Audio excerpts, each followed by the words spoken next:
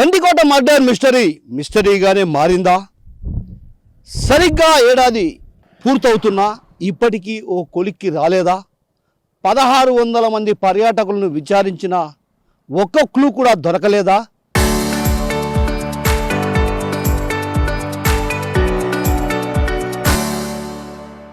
సాంకేతిక పరిజ్ఞానాన్ని ఆధారంగా చేసుకొని హంతకులను పట్టుకుంటామని పగల్బాల్ పలికిన పోలీసులు అసలు హంతకులు ఎవరో తేల్చారా?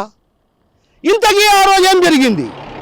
సరిగ్గా ఏడాది క్రితం ఇదే రోజు గండికోటలో ఏం జరిగింది? ఏం నిగ్గు తేల్చారు? మరో ఆయేషా మీరా కేసులా ఒడిగిస్తూ పోతున్నారా? పోలీగ్రాఫ్ పరీక్షలు నిర్వహించిన నివేదికల పేరిట కాలయాపన చేస్తున్నది ఎందుకు? అసలు ఇంతకు వైష్ణవి మర్డర్ కేసులో ఏం జరుగుతుంది? What's the story?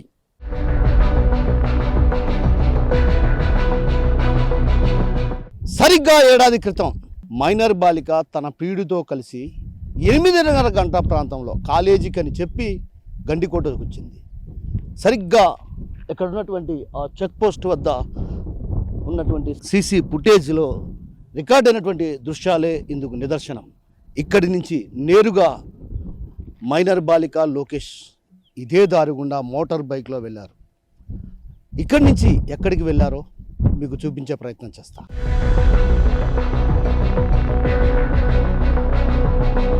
గత ఏడాది జూలై మాసం 14వ తేదీన మైనర్ బాలిక తన ప్రియుడు లోకేష్తో కలిసి ఇదే దారి గుండా ఏదైతే 8:40 గంటల ప్రాంతంలో ఇక్కడికి చేరుకున్నారు. ఇక్కడికి చేరుకున్న అనంతరం కూడా ఒక్కసారిగా ఇక్కడ ఉన్నటువంటి రిసార్ట్ ఏదైతే ప్రైవేట్ లాడ్జీలో రూమ్ నెంబర్ 2లో 2 గంటల పాటు ఏకాంతంగా గడిపారు. 2 గంటల పాటు ఏకాంతంగా గడిపిన క్షణంలో ఒక్కసారిగా ఒక ఫోన్ కాల్ ఒక్కసారిగా టెన్షన్ పడేలా చేసింది లోకేష్ను. ఇంతకీ ఆ ఫోన్ కాల్ ఎవరిది? ఎవరి దగ్గర నుంచి వచ్చింది? ఆ ఫోన్ కాల్ వచ్చిన మరుక్షణమే లోకేష్ తన ప్రియురాలును ఏదైతే గండికోట బస్టాప్ వద్ద వదిలి వెళ్ళిపోయాడు. అసలు ఆ ఫోన్ కాల్ ఎవరి దగ్గర నుంచి వచ్చింది, ఎందుకు వచ్చింది అనే కోణంలో పోలీసులు దర్యాప్తు చేసినప్పుడు తన తల్లి దగ్గర నుంచి ఫోన్ వచ్చింది. కాలేజీకి వెళ్తానన్నటువంటి మైనర్ బాలిక కాలేజీకి వెళ్లకుండా గండికోటకు వెళ్ళడంతో కళాశాల యాజమాన్యానికి అనుమానం వచ్చింది. కుటుంబ సభ్యులకు ఫోన్ చేసి చెప్పడంతో ఒక్కసారిగా కళాశాల వద్దకు చేరుకున్నారు. అక్కడ కళాశాలలో ఉన్నటువంటి ఏదైతే తోటి విద్యార్థులను నిలదీయగా అసలు విషయం బయటికి పొక్కింది. తను గండికోటకు వెళ్తున్నట్టు 2 రోజుల క్రితమే చెప్పిందన్నటువంటి విషయాన్ని తెలుసుకున్నటువంటి కుటుంబ సభ్యులు ఇక్కడికి ఎలాగైనా వస్తారని పసిగట్టినటువంటి లోకేష్ తల్లి ఫోన్ చేసింది. ఆ ఫోన్ చేసిన మరుక్షణం లోకేష్ ఇక్కడి నుంచి నేరుగా ఏదైతే బస్టాప్ వద్దకు చేరుకొని వైష్ణవిని బస్టాప్ వద్ద వదిలి అగమేఘాల మీద వెనక్కి తిరిగి వెళ్ళారు. ఆ వెనక్కి తిరిగి వెళ్ళినటువంటి సీసీ ఫుటేజ్ కూడా ఏదైతే చెక్ పోస్ట్ వద్ద పోలీసులకు లభ్యమైంది.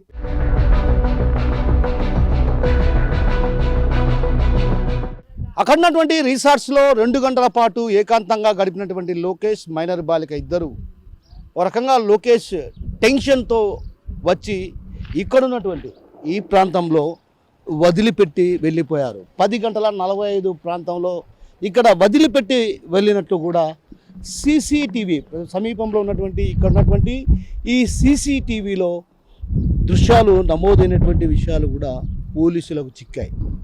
ఆ తరువాత వైష్ణవిని నేరుగా ఇంటికి వెళ్ళాలని లోకేష్ సూచించాడు. కానీ వైష్ణవి ఆ రోజు ఇంటికి వెళ్ళలేదు. మరి ఎక్కడికి వెళ్ళి ఉంటుంది? ఇది పెద్ద అనుమానాలకు దారితీసింది. ఆ తరువాత వైష్ణవి ఇక్కడి నుంచి గండికోటలోకి వెళ్తున్నట్లు సీసీటీవీలో రికార్డైన దృశ్యాల ద్వారా పోలీసులు గుర్తించారు. అసలు కథ ఇప్పుడే మొదలైంది. సరిగ్గా 10:45 లోకేష్ ఇక్కడ వదిలిపెట్టి వెళ్ళిన తర్వాత వైష్ణవి గండికోటలో ఎక్కడికి వెళ్ళింది? రంగనాథ స్వామి ఆలయానికి చేరుకున్న వైష్ణవి విగత జీవిగా ఎప్పుడు మారింది? ఎన్ని గంటల ప్రాంతంలో చేశారు? సో ఎన్ని గంటల ప్రాంతంలో వైష్ణవిపై దాడి చేసి ప్రాణాలు తీశారు?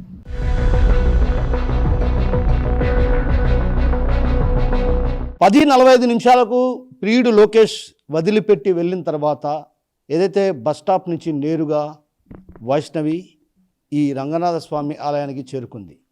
ఇక్కడికి చేరుకొని తన బ్యాగ్ కూర్చొని ఏకాంతంగా కాసేపు గడిపింది. సో సరిగ్గా అదే సమయంలో అంటే 11:30 నుంచి 12 గంటల మధ్య జరిగిందనేది పోలీసులు అంటే చనిపోయినట్లు పోస్ట్ మార్టం నివేదిక కూడా ఇవ్వటం జరిగింది. అంటే ఈ మధ్యలో ఏం జరిగింది? వైష్ణవి ఇక్కడికి వచ్చిన తర్వాత సరిగ్గా 11:40 వైష్ణవి అన్న సురేంద్ర గండికోటలోకి ప్రవేశించారు. దాదాపు అరగంట పాటు ఇక్కడ గడిపి ఆ తర్వాత 12:15 వెనుదిరిగి వెళ్ళినటువంటి అంటే తను గండికోటలోకి ఎంట్రీ ఇచ్చినటువంటి దృశ్యాలు, అదేవిధంగా గండికోట నుంచి బయటికి వెళుతున్నటువంటి దృశ్యాలు రెండూ కూడా సీసీటీవీ ఫుటేజ్లో రికార్డ్ అయినటువంటి దృశ్యాలను కూడా పోలీసులు స్వాధీనం చేసుకున్నారు. అంటే ఒక రకంగా ఇక్కడ వైష్ణవి ప్రియుడు లోకేష్ 10:45 వెనుదిరిగి వెళ్ళడం జరిగింది. అది కూడా చాలా టెన్షన్గా వెళ్ళడం జరిగింది. తర్వాత వైష్ణవి చనిపోయింది 10:30-12 గంటల మధ్య. అంటే ఇక్కడ ప్రియుడు ప్రమేయం లేదని తేల్చేశారు. సో మరోవైపు ఇక్కడ ఏం జరిగింది అసలు? ఈ ఆలయంలో ఓ రకంగా పెనుగులాట జరిగిందన్న భావన అటు పోలీసులు నిర్ధారణకు వచ్చారు. ఆ క్రమంలోనే బయటి వ్యక్తుల ప్రమేయం ఉంటుందని భావించినటువంటి పోలీసులు ఇక్కడ ఉన్నటువంటి ఈ ఆలయంలోకి ప్రవేశించడానికి కూడా కొన్ని ఆనవాళ్ళు పోలీసులకు లభ్యమయ్యాయి.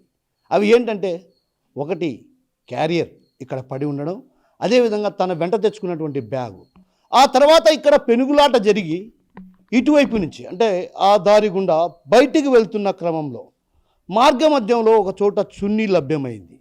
ఆ చున్నీ లభ్యమైనటువంటి ప్రాంతాన్ని బట్టి చూస్తే ఎవరో పట్టి లాగే ప్రయత్నం చేశారు. తప్పించుకునే క్రమంలో ఆ చున్నీ చెట్టుకు తగులుకొని ఉందని నిర్ధారించారు. లివర్ పూర్తిగా డ్యామేజ్ కావటం అంటే దాదాపు బలమైనటువంటి పిడిగుద్దులు కుట్టారు అన్నటువంటిది పోస్ట్ మార్టం నివేదికను బట్టి తెలుస్తుంది. అంటే ఒక రకంగా ఎంతో కసితో కడుపులో బలంగా గుద్దటం వల్ల చనిపోయింది.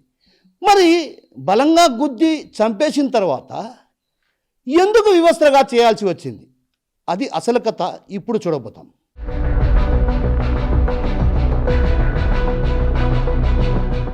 రంగనాథ స్వామి ఆలయంలో జరిగినటువంటి పెనుగులాట పిడిగుద్దులతో వైష్ణవి చనిపోయినట్లు నిర్ధారించుకున్నారు. సరిగ్గా అక్కడి నుంచి మృతదేహాన్ని తెచ్చి ఇక్కడ అంటే వివస్థను చేసి ఇక్కడ పండబెట్టారంటే ఎంతటి కసితో చేశారో అర్థం చేసుకోవచ్చు. మిస్టరీగానే మిగిలిపోయిందనే చెప్పాలి. తొలుత ప్రియుడు లోకేష్పై పోలీసులకు అనుమానం వచ్చింది. ఆ తర్వాత లోకేష్ ఈ ప్రాంతంలో అంటే జరిగిన సమయంలో అంటే 11:30-12 గంటల ప్రాంతంలో జరిగినట్లు పోస్ట్ మార్టం నివేదిక ఇచ్చినటువంటి పరిస్థితి. అదేవిధంగా ఇక్కడి నుంచి లోకేష్ వెనుదిరిగింది కూడా 10:45. అది కూడా టెన్షన్గా అంటే ఒక రకంగా ఆదుర్దాగా అంటే ఒక రకంగా ఏకాంతంగా 2 గంటల పాటు గదిలో గడిపిన సమయంలో వచ్చినటువంటి ఒక ఫోన్ కాల్ లోకేష్కు టెన్షన్ తెప్పించింది. అదేంటంటే వైష్ణవితో కలిసి గండికోటకు వెళ్ళిన విషయం కుటుంబ సభ్యులకు తెలిసింది. వాళ్ళు ఎప్పుడైనా అక్కడికి చేరుకొని చంపేస్తారంటూ కుటుంబ సభ్యులు బెదిరించడంతో లోకేష్ టెన్షన్ పడి అక్కడ వదిలిపెట్టి వెళ్ళిపోయాడు. అయితే లోకేష్ చేసిన చిన్న తప్పు ఏంటంటే తనతో పాటు తన ప్రియురాలను తీసుకెళ్ళింటే చనిపోయేది కాదనేది పలువురు అభిప్రాయపడుతుంది. సో ఇక్కడ ప్రధానంగా ప్రియుడి ప్రమేయం లేదని నిర్ధారించుకున్న పోలీసులు ఇక్కడ ఎవరై ఉంటారు అనేది ఒక అనుమానానికి దారితీసింది. ఆ క్రమంలో పోలీసులు ఇక్కడికి వచ్చినటువంటి పర్యాటకుల్లో ఎవరైనా బయట వ్యక్తులు ఆమెను చేసి ఉంటారన్నటువంటి అనుమానాలు కూడా వ్యక్తమయ్యాయి. ఆ దిశగా పోలీసులు విచారణ కొనసాగించారు. కాల్ డేటా ఆధారంగా చేసుకుని దాదాపు వేలాది మంది పర్యాటకులను ప్రశ్నించారు. సో ఎక్కడే కానీ చిన్నపాటి క్లూ కూడా దొరకలేదు. అంతెందుకు, ఇక్కడ మృతదేహం ఉన్న ఈ ప్రాంతంలో కూడా ఎక్కడే కానీ చిన్నపాటి క్లూ కూడా లభ్యం కాలేదు. ఆ రోజు ఇదే ప్రాంతంలో మృతదేహం ఉన్నటువంటి ప్రాంతం ఇది. ఇక్కడంతా ముళ్ళ పొదలు మొత్తం. సో ఇక ఎవరి పని అయి ఉంటుంది? అనుమానాలన్నీ అన్నల వైపే వేలెత్తి చూపించడంతో పోలీసులు అన్నలను కూడా విచారించారు. విచారించిన తర్వాత ఇక్కడ చిన్నపాటి క్లూ దొరక్కపోవడం, సో సాంకేతిక పరిజ్ఞానాన్ని ఆధారంగా చేసుకొని కేసును ఛేదిస్తామంటూ కూడా పోలీసులు గొప్ప గొప్ప పగల్బాలు మాటలు మాట్లాడారు. కానీ ఎక్కడే బాని చిన్నపాటి క్లూ కూడా దొరకలేదు పోలీసులకు. చివరకు డాగ్ స్క్వాడ్ రంగంలోకి దిగినా, ఎవరు రంగంలోకి దిగినా చిన్నపాటి క్లూ కూడా పోలీసులకు లభించలేదంటే కిల్లర్స్ ఏ స్థాయిలో ప్రొఫెషనల్ కిల్లర్సో మనం అర్థం చేసుకోవచ్చు. అయితే అన్నల వైపు అనుమానాలు, అన్నల వైపు అన్ని వేళ్ళెత్తి చూపించడంతో అన్నలను విచారించిన తర్వాత ఇక ఈ కేసులో ఎవరు చేసి ఉంటారో తెలియని అయోమయ పరిస్థితుల్లో పోలీగ్రాఫ్ పరీక్షలకు పోలీసులు సిద్ధమయ్యారు. ఇందుకోసం అటు లోకేష్, కొండయ్య, సురేంద్ర ముగ్గురిని కూడా కోర్టులో హాజరుపరిచి పోలీగ్రాఫ్ పరీక్షలకు వాళ్ళతో ఒప్పించారు. సరిగ్గా గత ఏడాది ఆగస్టు మాసంలో పోలీగ్రాఫ్ పరీక్షలకు కోర్టు అనుమతి తీసుకొని పరీక్షలు నిర్వహించారు. సో పోలీగ్రాఫ్ పరీక్షల్లో కూడా నివేదికలు రాలేదంటూ కూడా పోలీసులు కాలయాపన చేస్తూ వస్తున్నారు. మరోవైపు రాజస్థాన్కు సంబంధించినటువంటి పోలీగ్రాఫ్ ల్యాబ్కు ఈ టెస్టులు పంపించామని కూడా పోలీసులు చెప్తున్నారు.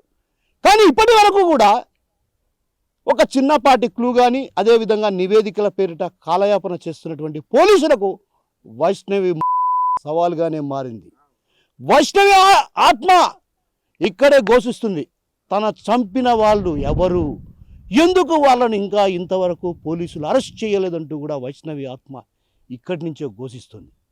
అంటే వైష్ణవిని ఏడాది అవుతున్నా కూడా చిన్నపాటి క్లూ కూడా పోలీసులకు దొరకలేదంటే ప్రొఫెషనల్ కిల్లర్స్ పనే ఇది. కానీ ఇక్కడ అనుమానాలన్నీ అన్నల వైపే చూపిస్తున్నా రాజకీయ ఒత్తిడి కారణంగా వారిని వదిలివేశారన్నటువంటి ఆరోపణలు కూడా బలంగా వినిపిస్తున్నాయి. మరోవైపు పోలీగ్రాఫ్ పరీక్షలు నిర్వహించారు, నివేదికల పేరిట కాలయాపన చేస్తున్నారు. అంటే దీన్ని బట్టి చూస్తే మరో ఆయేషా మీరా కేసులాగే 19 ఏళ్ల పాటు ఎలా సాగదీశారో అలానే సాగదీసేయడానికి ప్రయత్నాలు చేస్తున్నారన్నటువంటి విమర్శలు కూడా వ్యక్తమవుతున్నాయి. గతంలో ఏదైతే సాంకేతిక పరిజ్ఞానాన్ని ఆధారంగా చేసుకొని హంతకులను త్వరలోనే పట్టుకుంటామంటూ కూడా పగల్బాలు పలికినటువంటి పోలీసులు ఇప్పుడు ఎందుకు నిమ్మకు నేతంటూ వ్యవహరిస్తున్నారనేది $1 మిలియన్ ప్రశ్నగా మారింది. మరోవైపు ప్రియుడు ప్రమేయం లేదంటూ కూడా స్వయంగా కర్నూలు డిఐజీ కొయ్యా ప్రవీణ్ స్పష్టం చేయడం జరిగింది. ఇందులో అన్నల పాత్రే కీలకం అంటూ కూడా ఆయన వ్యాఖ్యలు చేశారు. ఆ తర్వాత ఏమైంది? ఎందుకు వైష్ణవి మర్డర్ జరిగిన తర్వాత ఇంతవరకు హంతకులను తేల్చలేని పరిస్థితి? ఈ మర్డర్ మిస్టరీగానే మిగిలిపోయిందా? అంటే గండికోట రహస్యంగానే పోలీసులు ఉంచారా అన్నటువంటి అనుమానాలు కూడా బలంగా వినిపిస్తున్నాయి. సరిగ్గా ఏడాది క్రితం ఈ ఘటన జరిగినా కూడా ఇప్పటి వరకు హంతకులు ఎవరో తేల్చలేని అయోమయ పరిస్థితుల్లో పోలీసులు ఉన్నారంటే పోలీసు వ్యవస్థపైనే అనుమానాలు వ్యక్తం అవుతున్నటువంటి పరిస్థితి కనిపిస్తుంది. సో ఇప్పటికైనా ఏడాది కాలం పూర్తయినా ఇప్పటికీ కూడా ఒక రకంగా వైష్ణవి సవాల్గా మారినటువంటి పోలీసులు దీనిని ప్రెస్టేజ్ ఇష్యూగా తీసుకొని కేసుని ఛేదించే దిశగా అడుగులు వేస్తారా, లేదంటే మరో ఆయేషా మీరా కేసులాగే సాగదీస్తూ ఉంటారా? వేచి చూడాల్సిందే. కెమెరా పర్సన్ రాముతో కిషోర్, RTV, గండికోట నుంచి.